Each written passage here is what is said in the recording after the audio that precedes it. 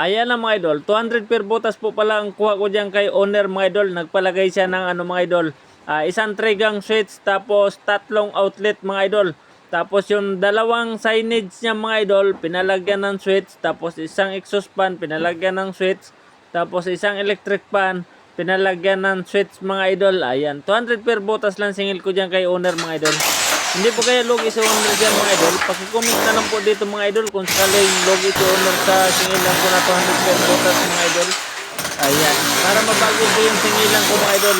Ayan. Yung ano kasi ni owner dyan mga idol, yung signage niya mga idol, dalawang signage, pinalagyan niya sa akin ng switch.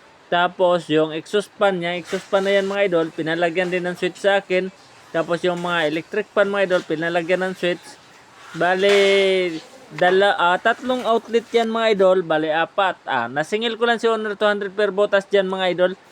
Total 800 yan lahat mga idol, pinabayaran ko sa kanya mga idol kasi 200 per butas apat. Pero yung exhaust fan, paglagay ng pagkuha ko ng mga supply, walang bayad na yan mga idol.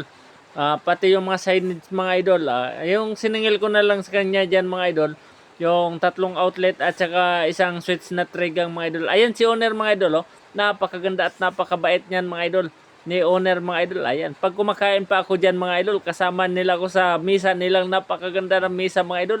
Ganda ng upuan nila owner mga idol, napakalambot. Sabay-sabay kami pag kumain mga idol nila owner mga idol.